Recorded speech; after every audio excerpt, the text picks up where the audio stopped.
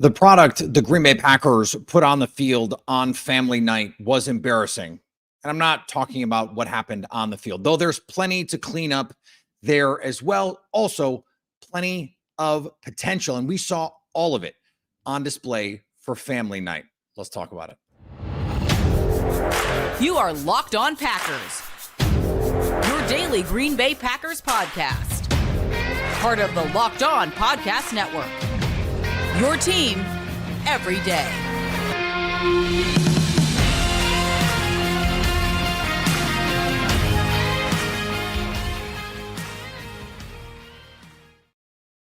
You are Locked On Packers, part of the Locked On Podcast Network, your team every day. I'm Peter Bukowski, and I cover the Packers for The Leap, a newsletter I would love for you to subscribe to. Follow me on Twitter, Peter_Bukowski. Follow the podcast on Twitter, Locked On Packers.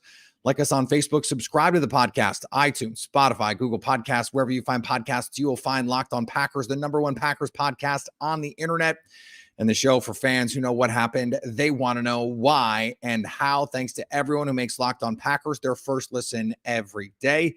We hope you like starting your day with us as much as we like starting our day with you.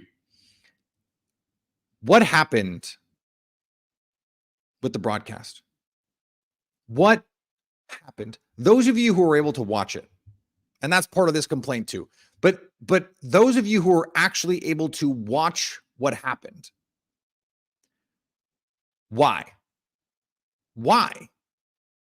did they spend the whole warm-up period talking about football, and then they spent the whole first hour of the practice talking to John Eric Sullivan, which is like fine in a vacuum to get some of that color from a front office person?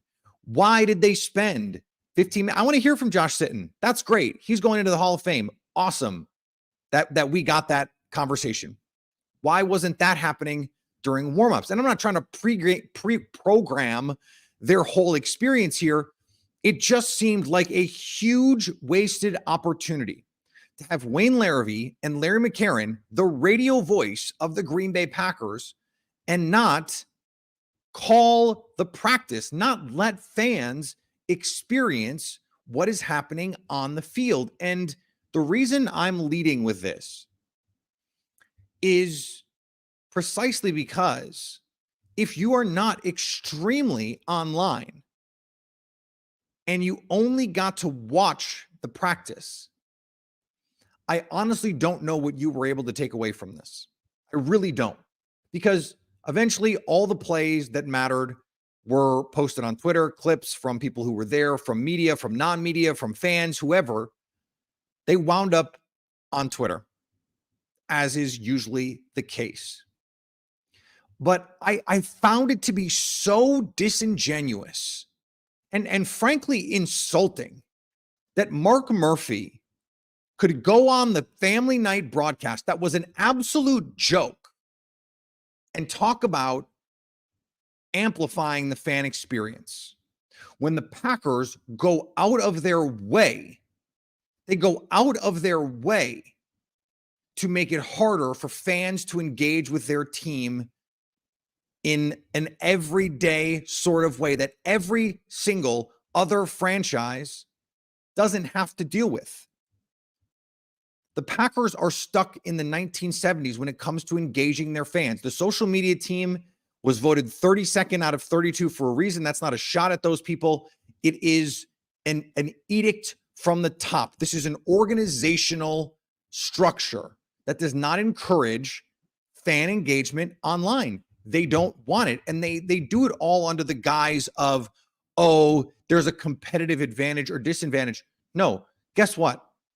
If 31 other teams want to know what's going on with the Packers and fans, 70,000 plus fans could be there to watch, guess who's there? Scouts from 31 other teams. Like, give me a break. We know that is what's happening. And we've heard from guys like Daniel Jeremiah, who was an NFL scout, that yes, in fact, that is a thing that's happening.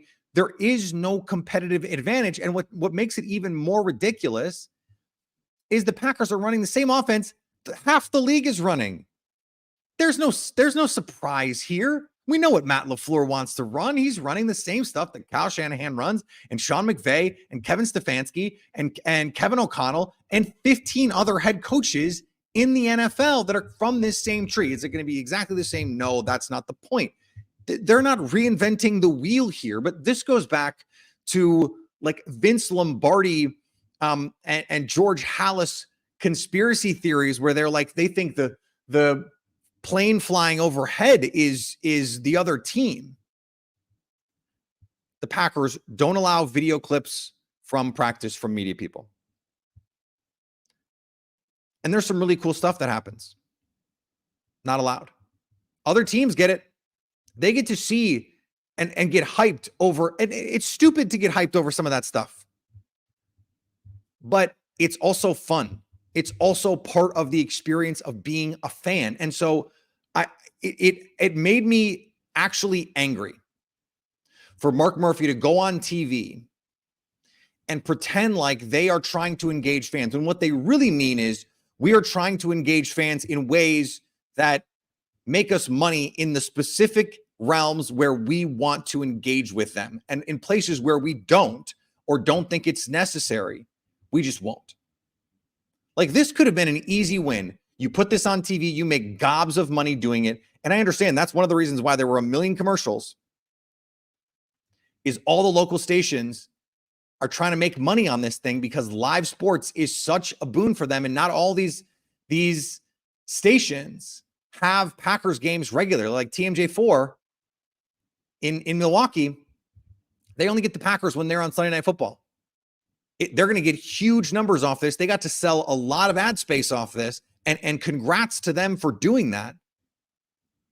But the product on the field, it was almost like I would rather have just not watched it. It's embarrassing for the Packers to be like this. It really is. All of the best plays, maybe not literally all, but almost all of the best plays from Family Night did not take place on TV live. They were cut to later or not even shown. Like the Aaron Jones play, the second reaction play from Jordan Love, which we're going to talk about, the angle they showed, because it wasn't on the main telecast and they weren't rolling on that camera to get the overhead angle while it was happening, we just didn't get it. They're in commercials, so they're not even shooting it. We got some sideline, it looked like high school highlights from, Cedarburg, Oconomowoc in the state semis. It was ridiculous. And I'm not complaining because it was bad. I'm complaining because it does a disservice to your fan base when you have the best fan base in the world. And this is where it gets frustrating, because if you're the Packers, I, on a certain level, understand Packer fans are the best. Packer fans are the best. So we don't have to do anything special above and beyond to engage with our fans. We'll build them a snow hill. They can go sledding. Just come and sled. Come and sled. That'll be fine. That'll work. Give me a break. It's ridiculous. Please get with the times. And if you're not going to show everything on TV, I mean, I guess that's fine. I guess. But then post the clips. They took down every illegal stream of this, including the semi-illegal NBC 26, which is the NBC station in Green Bay, their stream of their own platform. The Packers didn't even let them keep that stream up. It's their broadcast.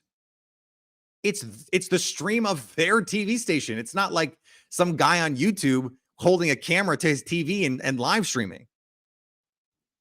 They hold all this stuff so close to the vest, like they're guarding state secrets, like they're the security in Oppenheimer.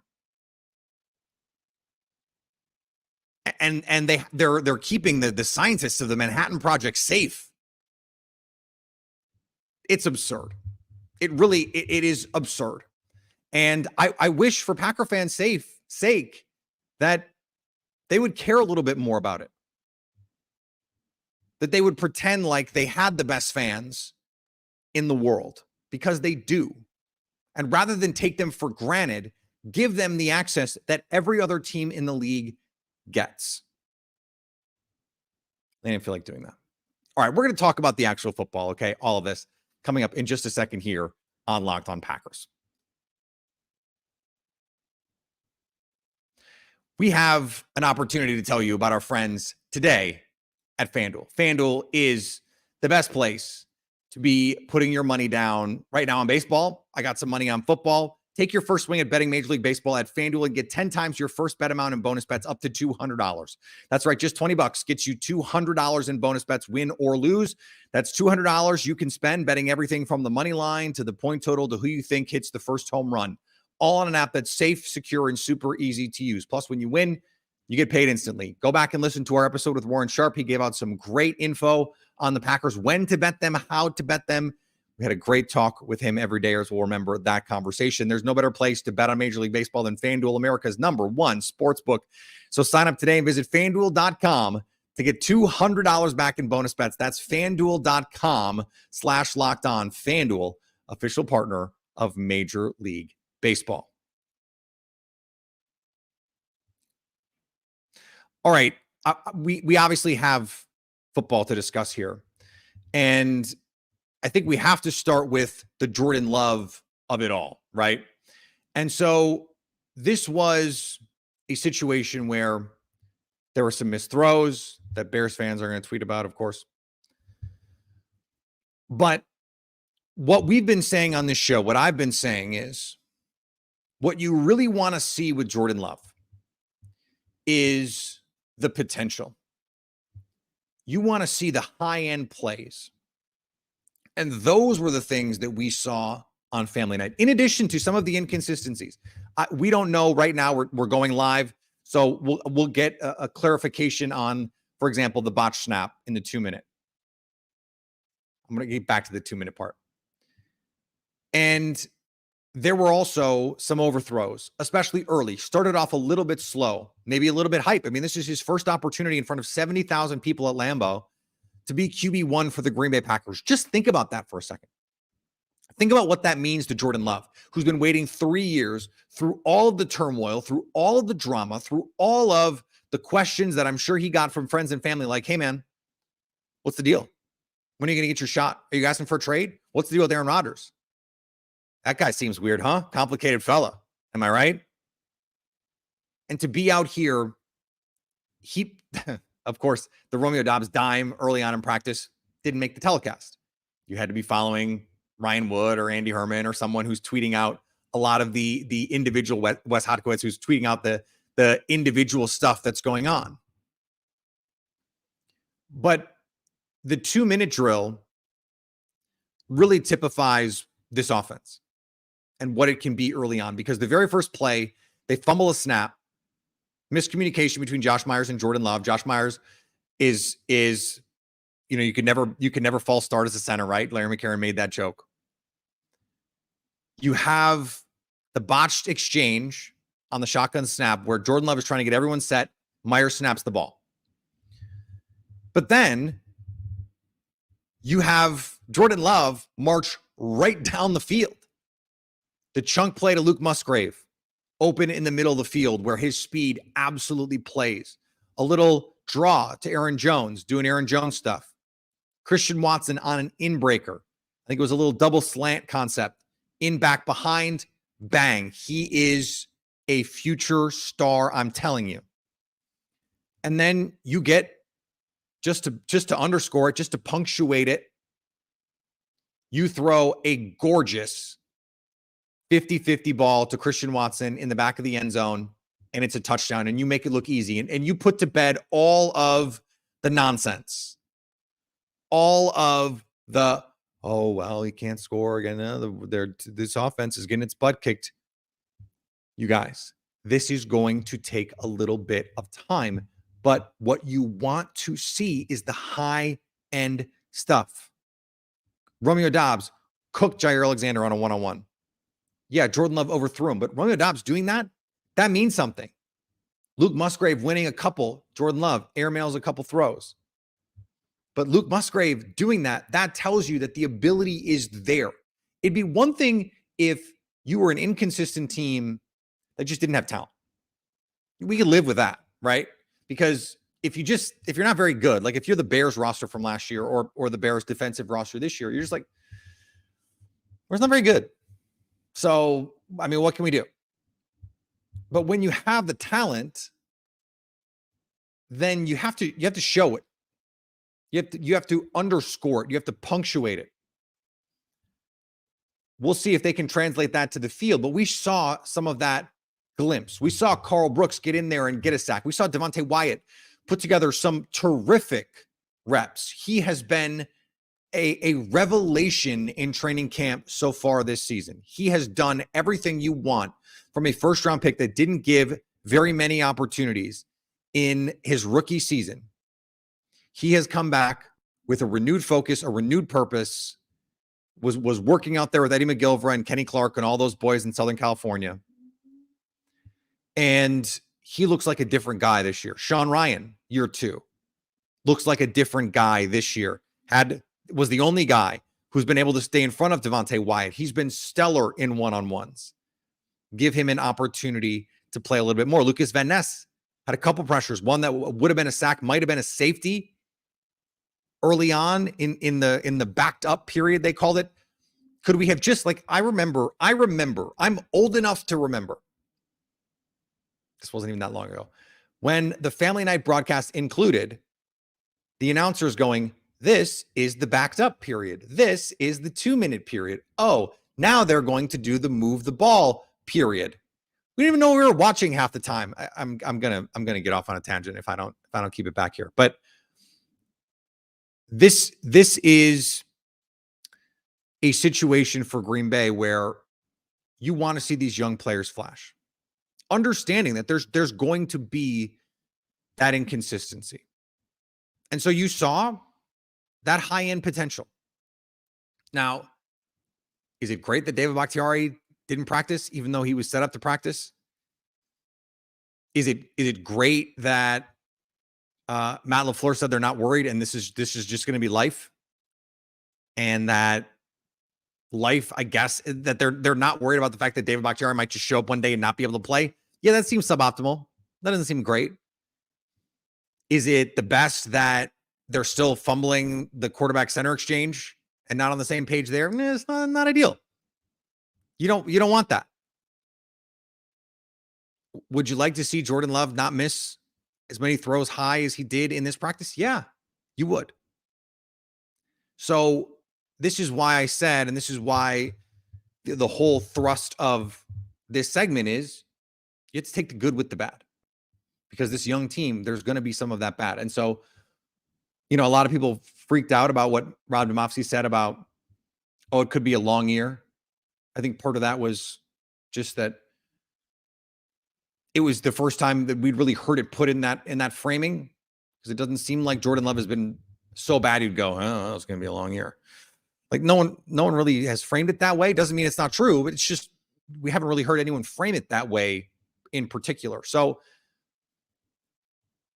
you don't want to make this is not a practice that is any different than any other practice. This is not a preseason game. Let's just be clear. It's not. So we're not going to take any more or less from Family Night because it was on TV, especially with such a bad broadcast. But it's nice to see Lucas Van Ness eat up a tight end. It's nice to see Dontavian Wicks run around. Just from a fan perspective, it's nice to see those guys, to see that talent, to see it pop. And then, of course, from an evaluation standpoint, it's also nice to see, hey, cool. I'm glad that they're doing something here, that this is set to work out in some kind of way, that they're drafted on talent and they're actually showing some talent. Whether or not they realize that talent is going to be a huge question. Everyone in the NFL has talent. You have to put it all together. So for the Packers, this is about finding that consistency. And this is something Matt LaFleur has talked about over and over and over, stressing process over outcomes. Can you get a little bit better? Can you create a little bit better chemistry? This center QB exchange thing has been a problem. Rep it. And if it's still a problem in a week, you got to do extra work to make sure it's not a problem come week one. Because once we get to lights on time, this can't happen. I mean, Wayne Larrivee and Larry McCarron joked about it on the broadcast, one of the few times they were actually talking about what was happening on the field, that it's a good thing it was happening in practice. But it is. And the last thing I want to hit on here is the reason you don't ride the camp coaster, the good or the bad. In this case, the bad. Anders Carlson looked great on family night. Just manhandling 50-yarders. Would have been, they have that graphic. I don't remember if it's one of the primetime broadcasts, Monday night, Sunday night, where they have would have been good from. Some of these 53, 55-yarders that would have been good from 65. The guy has some serious leg. Has he been inconsistent so far in camp? Yes, absolutely. But then you see this and you go, okay, it's information for the fan to go, oh, I see the talent. I see the ability. I see the appeal.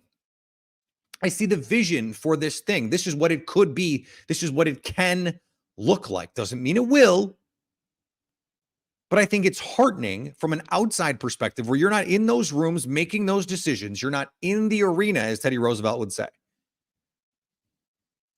You are just looking from the outside in. And right now, what you want to see is, does this guy have talent or does he just suck? And the beauty of this is it looks like he's got some talent. That's good to see. So now when you hear, oh, he had this bad day, well, you saw the good day. You saw him look really good. And you understand, okay, this is what the potential is here. Now, longtime listeners of the show know how I feel about potential. Talent. These are words you use when you are an unfinished product as a team, as a player, as a coach. We tend not to talk about talent or potential when that potential is realized. Talent is unrealized potential. Because usually once it's happened, once they've done the thing, you just talk about how good they are. That's where we're hoping you can get to. Luke Musgrave, a lot of potential, showed some flashes here. Jaden Reed plucking the ball out of the air on an absolute laser from Jordan Love. Second half of practice, he looked locked in, hitting the nets. For you Bears fans that are on the stream, what's up? I see you. Yes, I see the bear down emojis over there. Second little pump just to reset and sling it a kind of half sidearm to Jaden Reed. An absolute dot. The touchdown to Christian Watson, laser. We're going to talk more about this Jordan Love kid. You guys have heard of him, Jordan Love? We're going to talk about some criticisms of Jordan Love here in just a second on Locked On Packers.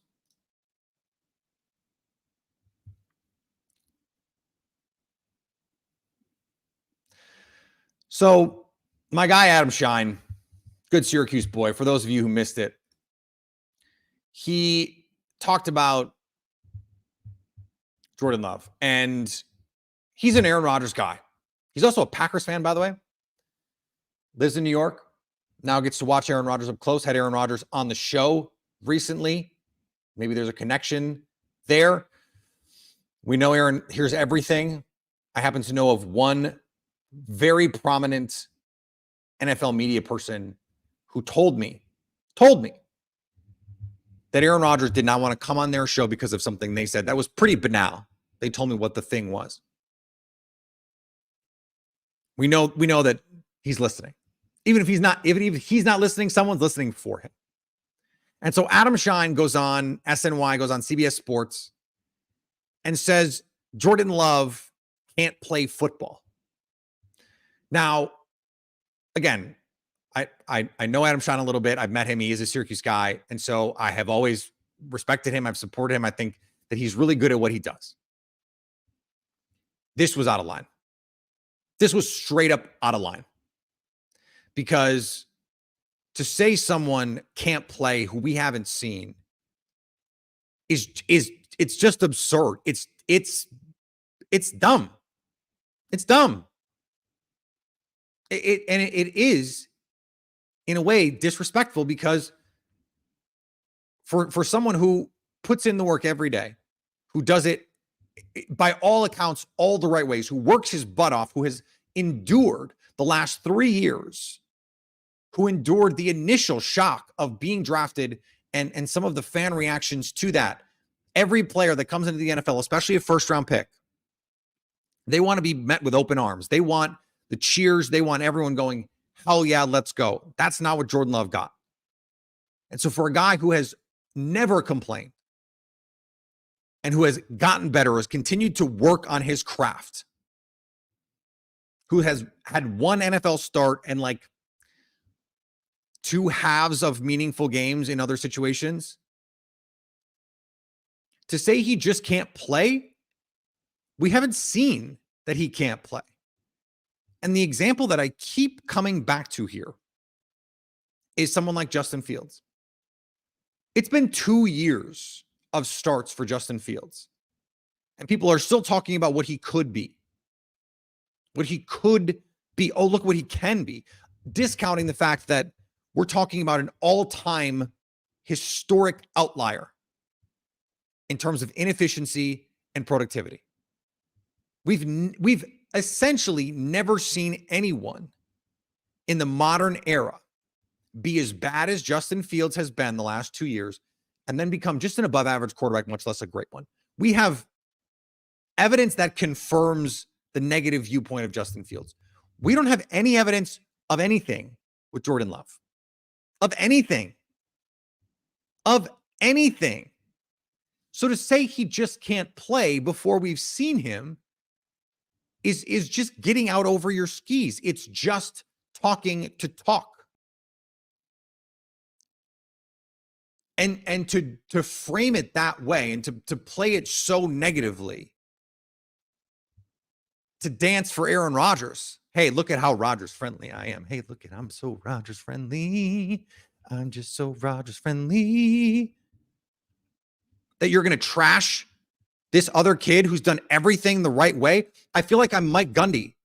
Come after me. I'm a man. I'm 40. I'm 36. But that's how I feel about it, because it was so out of line. For what? For clicks? Come on. He doesn't need them. He's got good gigs. It's just a bad take. It's a take you can't support. With some training camp stuff, like, okay, just use the training camp stuff that confirms your priors, not all the training camp stuff that doesn't. Not the best day of practice he's ever had coming in the same week of the bad practice or whatever. Like, it's just, we don't know yet. We don't know. And again, what we saw on family night was both. We didn't see a guy who can't play. We didn't see a guy who can't play. We saw a guy who has a ton of ability, who is just not consistent yet. Well, that is a lot of NFL players. Why is he being targeted? And it's because of Aaron Rodgers. It's because of the people that want to defend Aaron Rodgers forever and ever into the ages of ages. Amen.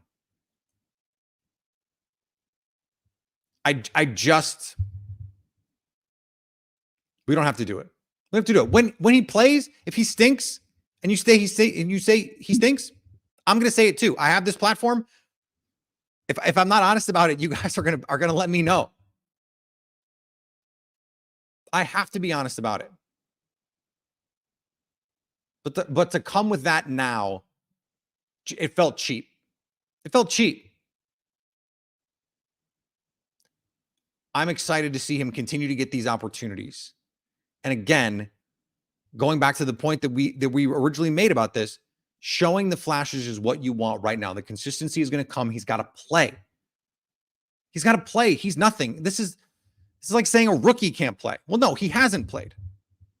There's a difference. And there's an important difference.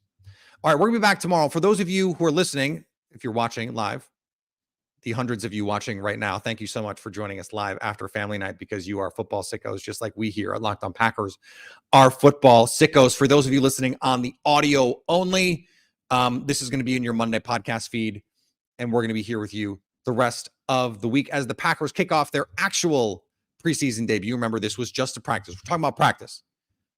Talking about practice, not a game. Not a game, practice. We're going to be back later this week. Are we going to go live after preseason games? Are we going to go live after preseason games? Let me know what you think. If you want us to go live after preseason games, maybe after 1 or 2, if we know that there's going to be a game where the starters are going to play a lot, maybe we'll really do that. We'll see what the schedule looks like for us down the line. Follow me on Twitter, Peter_Bukowski. Follow the podcast on Twitter, Locked On Packers. Like us on Facebook.